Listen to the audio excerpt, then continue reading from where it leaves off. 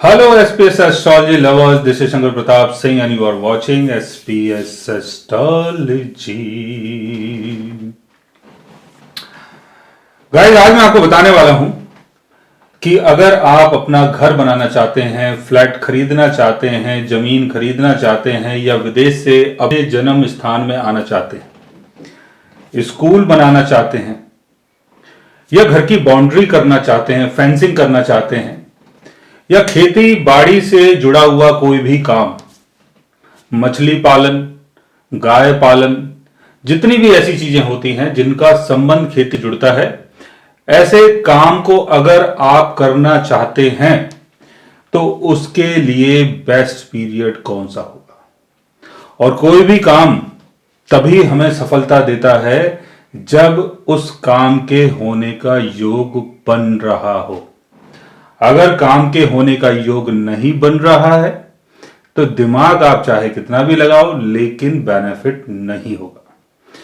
तो चलते हैं बोर्ड की तरफ और समझने की कोशिश करते हैं कि ऐसा कौन सा योग, ऐसी कौन सी दशा हमारे बर्थ चार्ट में चलेगी जो हमें बेनिफिट करवा सकती है और हमारे सुख को बढ़ा सकती है। चलिए, तो यह है आपका लगन चार्ट। लगन चार्ट में अगर हम सुख की बात कर रहे हैं उसके लिए हमें फोर्थ हाउस को देखना होगा। फोर्थ हाउस में कोई भी राशि हो सकती है आपके लगन के हिसाब से। आपका लगन एग्जाम्पल के तौर पे एरीज है तो फोर्थ हाउस की जो राशि है वो है कैंसर। आपका लगन अगर टॉरस है तो फोर्थ हाउस की जो राशि है वो है लियो। आपका लगन अगर जेमिनी है तो फोर्थ हाउस की जो राशि है वो है वर्गो।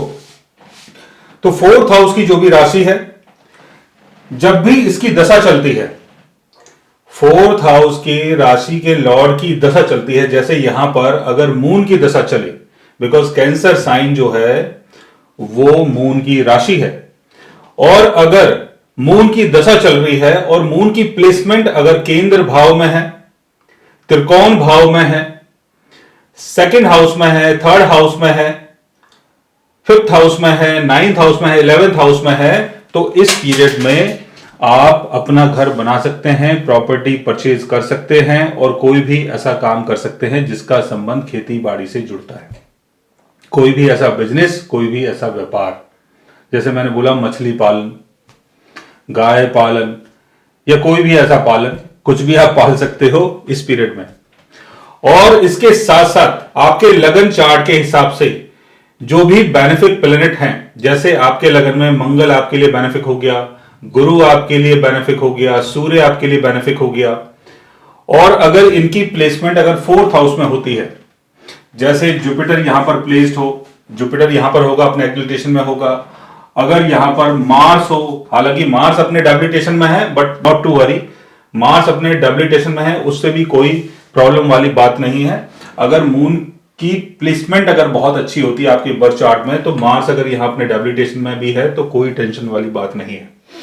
और अगर सन की यहां पर प्लेसमेंट होती है तब भी आप प्रॉपर्टी, घर, ये सारी चीजें परचेज कर सकते हो। और अगर फोर्थ हाउस का लॉर्ड जुपिटर के साथ, मार्स के साथ, सन के साथ कहीं भी प्लेस्ड हो, या फोर्थ हाउस के लॉर्ड के ऊपर, मून के ऊपर सन का, जुपिटर का, मार्स का अगर एस्पेक्ट पड़ता हो, तब भी आप प्रॉपर्टी परचेज कर सकते हैं। फोर्थ हाउस का लॉर्ड अगर गेन के घर में चला जाता है तो प्रॉपर्टी के थ्रू गेन होता है। फोर्थ हाउस का लॉर्ड अगर 7th हाउस में आता है तो प्रॉपर्टी का बिजनेस करवाता है, यानी लोगों के साथ डील करके आप प्रॉपर्टी से अर्न कर सकते हैं। फोर्थ हाउस का लॉर्ड अगर 10th हाउस में जाता है तो प्रॉपर्टी से संबंधित आपका कैरियर हो जाता है। फोर्थ हाउस का लॉर्ड अगर यहां पर आता है 5th हाउस में तो प्रॉपर्टी के थ्रू गेन करवाता है।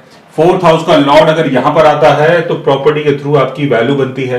फोर्थ हाउस का लॉर्ड अगर यहां पर आता है तो प्रॉपर्टी के थ्रू आपकी पहचान बनती है समाज में।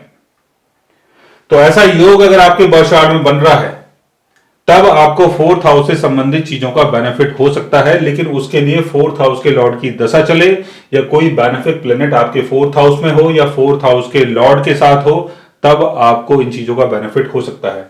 लेकिन अगर फोर्थ हाउस का लॉर्ड 6th हाउस में, 8th हाउस में या 12th हाउस में चला जाता है तो प्रॉब्लम हो सकती है। लेकिन अगर 6th हाउस का लॉर्ड अगर 6th हाउस में है, 8th हाउस का लॉर्ड अगर 8th हाउस में है, 12th हाउस का लॉर्ड अगर 12th हाउस में है और अपने एग्जल्टेशन में है, केंद्र भाव में है, उसकी पोजीशन बहुत अच्छी है, तब भी आपको प्रॉपर्टी का गेन होता है। हो सकता है थोड़ा बहुत वाद विवाद चले, कोर्ट केस चले, लेकिन उसके बाद आपको बेनिफिट मिले। तो अगर कोई ऐसा योग आपके बर्थ चार्ट में बन रहा है तो आप ये समझ ले कि जब उसकी दशा चलेगी, जो 4th हाउस का लॉर्ड है या कोई भी बेनिफिट प्लेनेट अगर 4th हाउस में बैठा है तो आपको बेनिफिट होगा। लेकिन इसके साथ साथ आपको एक दो चीजें और भी देखनी है।